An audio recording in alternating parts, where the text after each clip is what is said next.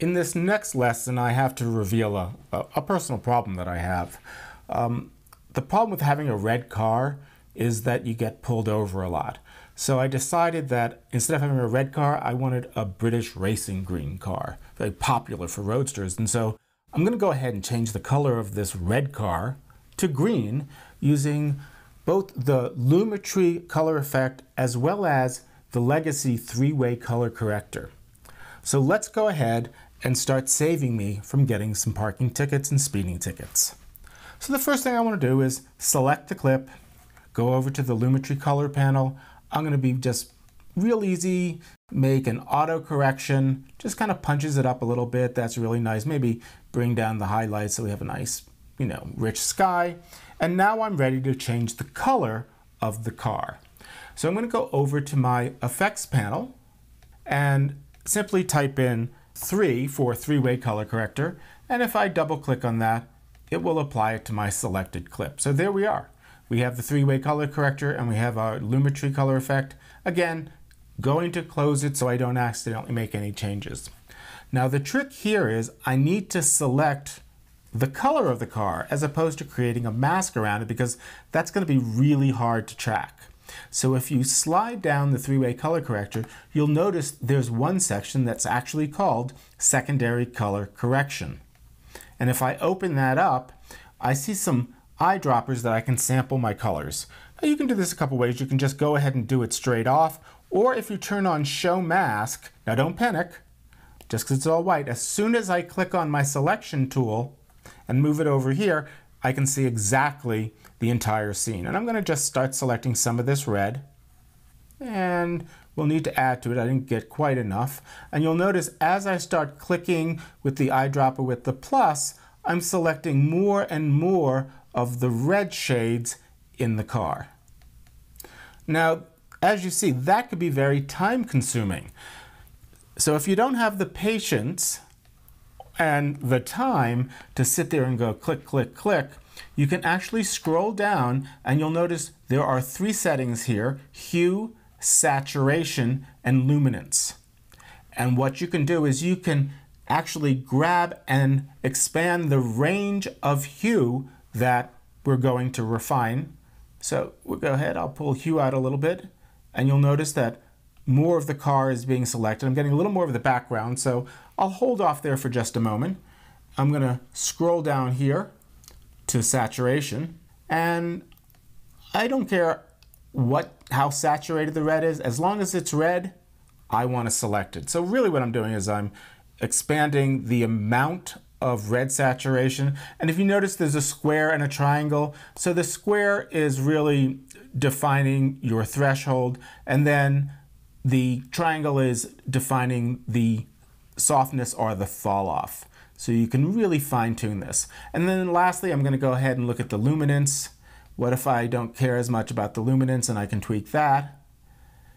And I'm pretty good there. I'm going to dial back just a hair, and I'm doing this rather quickly just so I don't get the other areas. And if I scroll down, I can do one more thing. I can soften this whole effect. And now I don't have to worry about the harder areas. And if I needed to, I could also use edge thinning, and I'm going to remove the softness for a second. What edge thinning does is it basically is like a choke on a mask, makes it a little bit smaller, a little bit bigger. Let's go ahead, put on the softness again, little edge thinning. Now that we've isolated the car with our secondary, let's scroll up and take a look at how we can now modify the color of the car. You'll see 3 color wheels, and they're exactly like the color wheels we've learned about in the Lumetri color effect, but they do have one added advantage, and that is you can change the hue that you're working with. Now, the first thing you need to do before you change the color of the car is you have to remove the paint, or in our case, you have to desaturate the car. So we're going to go down here and open up the saturation disclosure triangle, and we're going to bring the master saturation all the way down to 0. Now that we've done that, I can go ahead and I can start working with my color wheels. But my color wheels are independent of each other, the shadows, mids, and highlights. So I'm going to click on master, and now when I rotate one, they all rotate. So I can go ahead and change the color of the car very easily by rotating all of the wheels.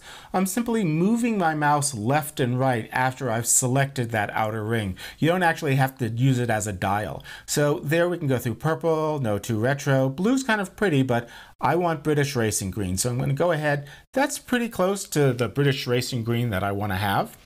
And what's really nice about this is that, it follows the actual color of the red car, so I don't have to sit there and do any kind of fancy masking.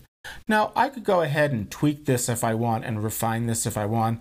I can go ahead and click on tonal range definition, and I could say, something, let's lower the threshold for the shadows, and that's going to help make sure that the whole car is covered. And then I'm going to do the same thing with the highlights. I'm going to move the threshold for the highlights a little bit higher so it covers the whole car. I'm pretty happy with that. And I'm going to go ahead and hit play and see how it looks. It works pretty well. I'm going to need to expand that range a little bit. And I've already gone ahead and pre-baked this. And if we look at the next clip, this is where the car is perfectly green. But there's another trick that I did to this, and I want to show you, and I didn't want you to have to suffer through watching me do that. So with this clip selected, I'm going to go ahead. I did put that Lumetri color on it so I can get that bold background. But with the three-way color correction, I actually created a tracking mask. And what did I track? I tracked my face, because what happened is my skin tone was also turning green. So that's why I had to create this mask. And if you click on to show the mask, there it is, there's my face, and as we go through, and all I did was I went to the very end of this clip, selected where my face was, and I let Premiere do all the magic that we learned in the earlier lesson of tracking my face. So there's the finished effect. I'm going to click off the mask so you can see it, and now I am no longer getting pulled over and getting speeding tickets, because my car is British Racing Green as opposed to red.